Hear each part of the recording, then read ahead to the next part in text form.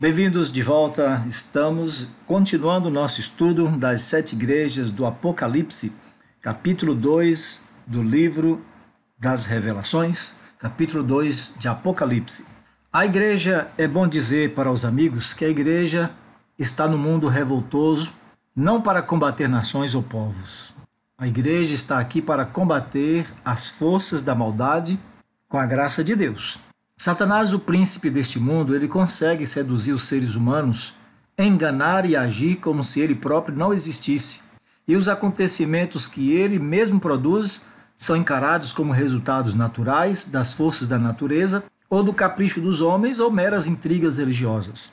Jesus foi quem deu condições para que os cristãos pudessem enxergar a origem das tragédias, enquanto a maioria continua cega e iludida num mundo onde o que vale é o pecado, o suborno e a prevaricação.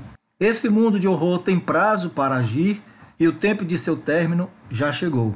Apocalipse 12, verso 12, diz que o diabo sabe que tem pouco tempo. Por isso, o diabo e seus anjos odeiam a igreja, odeiam o cristianismo, pois transtorna o reino das trevas e implanta com amor e justiça o reino de Deus.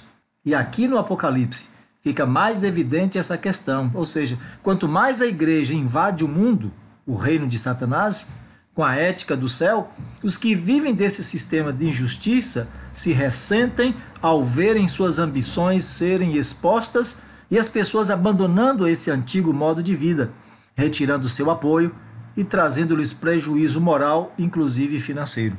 A palavra de Deus deixa isso muito claro, que Jesus é quem ilumina, é quem liberta, é quem de fato mostra o que está acontecendo nesse mundo de ilusões.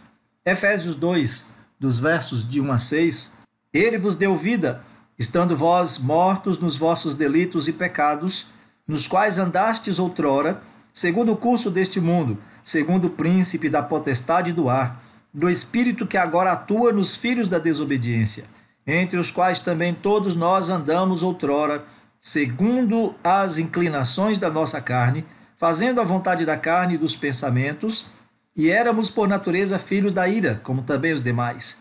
Mas Deus, sendo rico em misericórdia, por causa do grande amor com que nos amou, e estando nós mortos em nossos delitos, nos deu vida juntamente com Cristo. Pela graça sois salvos, e juntamente com ele nos ressuscitou e nos fez assentar nos lugares celestiais em Cristo Jesus. Só Jesus liberta. Somente Deus dá a condição do ser humano se libertar de um sistema ilusório, pecaminoso, onde o pecado, a mentira, o suborno, a violência, a morte é a moeda de troca. As 7 igrejas do Apocalipse são revelações de fatos que ocorriam nas igrejas de cada lugar, em Éfeso, em Esmirna, em Pérgamo, Tiatira, Sardes, Filadélfia e Laodiceia, mas que de forma mais ampla ocorreria com todo o cristianismo, com a igreja cristã ao longo da história. Deus nos revela como a igreja sobreviveu até nossos dias. E hoje nós vamos estudar a igreja de Esmirna. Apocalipse 2, verso 8 a 11. Ao anjo da igreja em Esmirna escreve: Estas coisas diz o primeiro e o último, que esteve morto e tornou a viver. Conheço a tua tribulação, a tua pobreza, mas tu és rico. E a blasfêmia dos que a si mesmos se declaram judeus e não são, sendo antes sinagoga de Satanás. Não temas as coisas que tens de sofrer. Eis que o diabo está para lançar em prisão alguns dentre vós, para ser dispostos à prova, e tereis tribulação de 10 dias. Sê fiel até a morte, e dar-te a coroa da vida. Quem tem ouvidos ouça o que o Espírito diz às igrejas.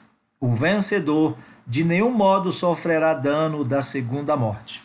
A cidade de Esmirna, o nome Esmirna, alguns acreditam que significa cheiro suave. E vamos analisar alguns aspectos desse período conforme o momento social, político da época. A cidade de Esmirna ficava a cerca de 22 quilômetros ao norte da cidade de Éfeso, sobre uma bela enseada do mar Egeu. Alguns dizem que parecia uma coroa. A cidade possuía uma planta aromática chamada mirra. Essa planta exala perfume apenas após ser bastante machucada, macerada, e aí então o perfume dela é extraído. É lógico que o nome Esmirna não é retirado dessa planta chamada mirra, mas, segundo alguns, de uma deusa que era adorada naqueles tempos, naquele lugar. E aí o que acontece? Esmirna é a igreja que vai passar por uma série de provações, é a igreja perseguida, mas mesmo assim ela vai exalar o bom perfume da graça, da compaixão de Cristo para com todas as pessoas, ela não deixará sua essência. Esmirna, na época de perseguição e martírio, foi a cidade que mais sofreu perseguição por questão religiosa. Certa época, no século XIV, um conquistador mongol chegou a construir uma torre com as cabeças das pessoas que foram mortas e decapitadas. Essa cidade possuía o único mercado público de 3 andares do mundo antigo. Havia jogos olímpicos na cidade e os vencedores eram coroados com grinaldas de louro. A cidade havia sido destruída várias vezes desde a sua fundação 1000 anos antes de Cristo, por inimigos e por terremotos, mas sempre fora reconstruída. Ela era como se ela morresse e ressuscitasse constantemente. Vamos analisar agora alguns aspectos espirituais, verso a verso, do capítulo 2, sobre a igreja de Esmirna. No verso 8, ao anjo da igreja em Esmirna escreve: sendo o anjo o seu pastor, dirigente responsável pela igreja, acredita-se que Policarpo era o pastor da igreja cristã em Esmirna. E nesta igreja, o Senhor Jesus se apresenta como sendo o primeiro e o último, que é a mesma coisa de dizer que ele é o alfa e o ômega, o princípio e o fim. Ou seja, Jesus se apresenta como aquele que é eterno, atemporal, e é bastante específico para uma igreja que enfrentaria perseguição e morte por sua fé, porque a ênfase é que Jesus, sendo eterno, tem poder para reviver quem morre na fé. Esses não seriam esquecidos por Deus, porque ele vive, essas pessoas também viveriam. Eles viverão porque Jesus é eterno. Deus faz um elogio muito importante para a igreja. Ele disse: conheço a tua tribulação, a tua pobreza, mas tu és rico. Apocalipse 2:9. Para todas as igrejas, Jesus reafirma que nada acontece sem que ele esteja sabendo e que as coisas acontecem para a revelação de um propósito divino muito maior. As tribulações muitas vezes ocorrem para manifestar a real intenção de quem diz servir a Deus e não serve. Por isso, Jesus é quem tem capacidade de recomendar uma solução apropriada para o problema de cada igreja, porque ele diz: eu conheço a tua tribulação, eu conheço o estado em que você vive, conheço as dificuldades que você passa. E entre essas dificuldades, Jesus diz: é uma igreja pobre. A tribulação ou angústia que a igreja passava na cidade de Esmirna e, por conseguinte, no mundo, vinha acontecendo de forma esporádica e localizada durante os reinados de Trajano, de Adriano e Marco Aurélio, os imperadores romanos. A primeira perseguição geral no império a todos os cristãos foi realizada por Décio e por Valeriano, vindo ao auge durante os reinados de Diocleciano e seus sucessores. Então a igreja passaria por essas tribulações. E Jesus estava então mostrando para a igreja que ele sabia disso, porque ele próprio já foi atribulado, ele próprio já foi perseguido e, portanto, era um irmão durante esse período de sofrimento desta igreja. A pobreza dessa igreja é que a igreja de Esmirna ela não era tão grande nem tão próspera quanto a congregação vizinha de Éfeso. Você lembra que os crentes de Éfeso haviam abandonado o seu primeiro amor, sua devoção suprema a Deus e amor ao próximo. Esmirna, em contrapartida, não recebeu nenhuma repreensão, porque o conselho que foi dado à igreja de Éfeso surtiu efeito, e um remanescente persistiu em viver e ensinar as Escrituras, compreender a lei de Deus, o ensino dos profetas, e então essa igreja de Esmirna, ela era espiritualmente rica. Jesus garante isso para ela. Então não existe reprovação para esta igreja. O conselho de Jesus: não temas as coisas que tens de sofrer. Eis que o diabo está para lançar em prisão alguns dentre vós, para ser dispostos à prova, e tereis tribulações de 10 dias. Ser fiel até a morte, dar-te a coroa da vida. Apocalipse 2, versículo 10. A igreja sofreu calúnias por parte de alguns judeus ali em Esmirna. A sinagoga, como era um lugar de cultuar a Deus e um lugar de decidir questões da vida prática do judeu, Não se esperava que nesse lugar houvessem reuniões para decidir acabar com os cristãos. Pessoas, lamentavelmente, afirmavam servir a Deus, mas na verdade serviam a Satanás, fazendo acusações contra os cristãos. Lembre-se que a obra de Satanás, a obra mestra dele, é a acusação. Ele é o acusador. E aí então os judeus infiéis, os judeus invejosos, a igreja sofreu muito por causa das acusações caluniosas que esses judeus invejosos daquele tempo, com inveja do progresso da igreja, eles faziam acusações contra os cristãos. Acusações contra a sua doutrina, por exemplo. Alguns diziam que os cristãos tinham que ser mortos porque eles eram canibais, porque eles comem o corpo de um tal de Cristo que eles matam em uma cerimônia chamada Santa Ceia. Deturpavam essa doutrina da Santa Ceia e os cristãos, então, eram acusados de canibalismo. Em Atos 13, versículo 44 e 45, estão registradas algumas das contradições que os judeus incrédulos tentavam infamar a igreja cristã. No sábado seguinte, afluiu quase toda a cidade para ouvir a palavra de Deus. Mas os judeus, vendo as multidões, tomaram-se de inveja e, blasfemando, contradiziam o que Paulo falava. Atos 14, versículo 2, mas os judeus incrédulos incitaram e irritaram os ânimos dos gentios contra os irmãos. Então, sofriam a igreja em Esmirna a inveja e as acusações infundadas, tanto de pagãos, especialmente de judeus, que eram chamados por Jesus de sinagogas de Satanás. A mesma coisa acontece hoje com a igreja que sofre calúnia, que tem sua doutrina mal interpretada e é difamada por parte de falsos irmãos de outras denominações, e pelos mesmos motivos a igreja é perseguida hoje, como foi a igreja de Esmirna. A igreja de Esmirna estava ciente de que o povo cristão estava sofrendo perseguição no mundo e ela temia que acontecesse com ela a mesma coisa. Então Jesus Cristo os consola com a certeza de que, apesar da iminente perseguição, eles não precisavam temer. É o que Jesus disse: não temas, porque as coisas que tens de sofrer. Eis que o diabo está para lançar em prisão alguns dentre vós, e sofrereis perseguição de 10 dias. Então a igreja local sofreria uma perseguição de 10 dias. Mas o mundo cristão sofreu uma perseguição generalizada em todo o império. Porque apesar do desprezo que a religião cristã tinha sob o Império Romano, a princípio o Império Romano não perseguia diretamente os cristãos, a não ser quando eram acusados perante uma autoridade. Mas durante 2 séculos isso mudou. Os cristãos foram sujeitos à prisão e morte repentinas por causa de sua fé. Seu bem-estar dependia em grande medida do favor de seus vizinhos judeus e pagãos, que poderiam deixá-los em paz ou reclamar deles perante as autoridades. E do que os cristãos eram acusados? Durante a época de fome, de terremotos e tempestades e outras catástrofes, os pagãos supunham que a recusa dos cristãos em adorar seus deuses ocasionava o derramamento da ira desses deuses sobre a terra. E por isso, os males que aconteciam na terra eram culpa dos cristãos que não estavam adorando os deuses.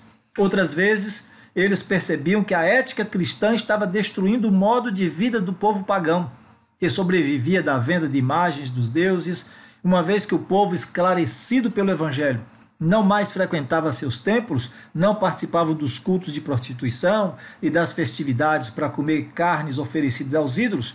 Então, os cristãos eram escolhidos como bodes expiatórios e sofriam perseguições por conta desses problemas.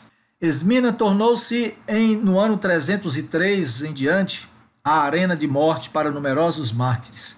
Esse foi um tempo terrível sob a dominação romana, onde os cristãos eram lançados aos leões, queimados sobre estacas, perseguidos de todo modo. Então, dessa maneira, houve 10 perseguições gerais em todo o império para exterminar o cristianismo da face da terra.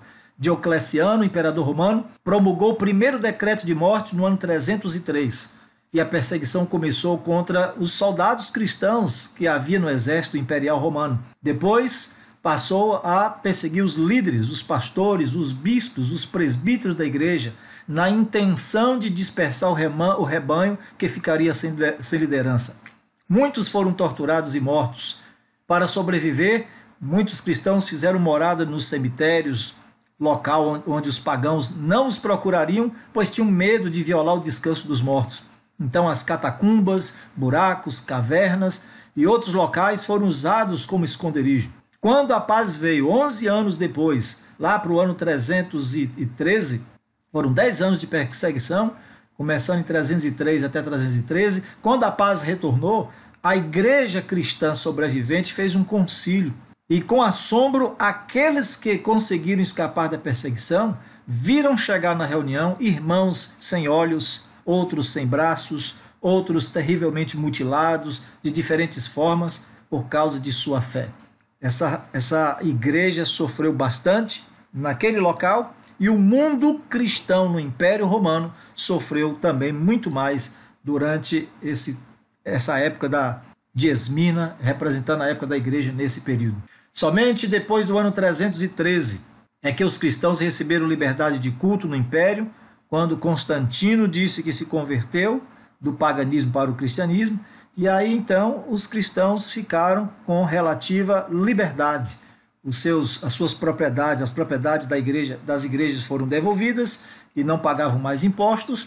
Os oficiais da igreja estavam dispensados do serviço militar e a igreja então recebeu paz por todo o império. Mas aqueles que continuaram fiéis, Deus prometeu a eles uma mensagem, uma recompensa muito importante. Durante esse período de perseguição, um dos últimos a morrerem heroicamente foi Policarpo. Ele era o líder da igreja de Esmirna. E aí Policarpo foi preso numa sexta-feira à noite, enquanto ele estava de visita em uma casa, numa fazenda, quando os soldados romanos chegaram para prendê-lo. Os soldados estavam cansados, ele pediu comida para essas pessoas, para os soldados, e ele podia ter fugido, mas ele passou a noite inteirinha ali do lado, orando em voz alta por cada um dos membros da igreja, do império que ele podia se lembrar, e orando pelos soldados.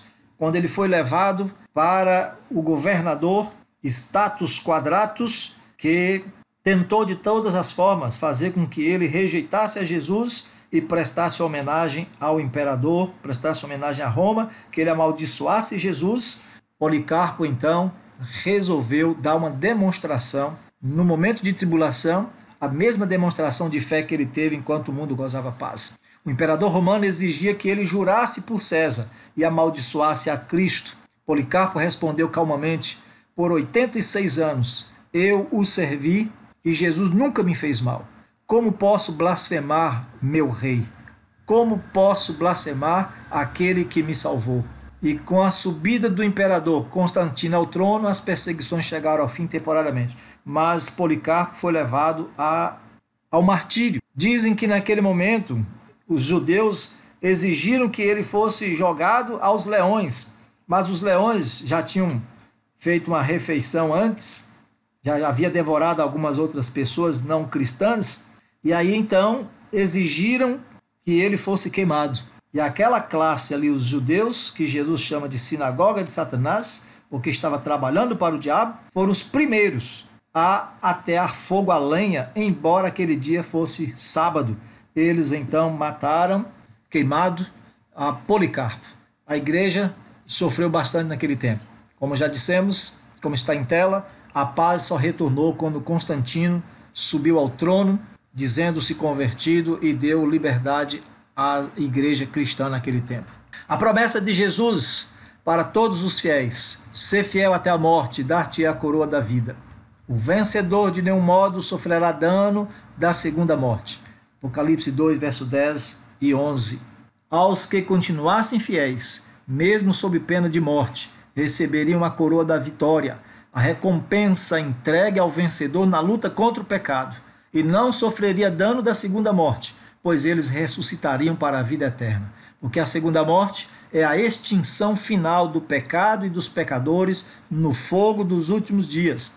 E assim, a igreja de Éfeso, ela perfumou o mundo, dê uma demonstração de fidelidade, de coragem, de fé, de fidelidade, de exatidão a respeito da doutrina, a respeito do nome de Jesus.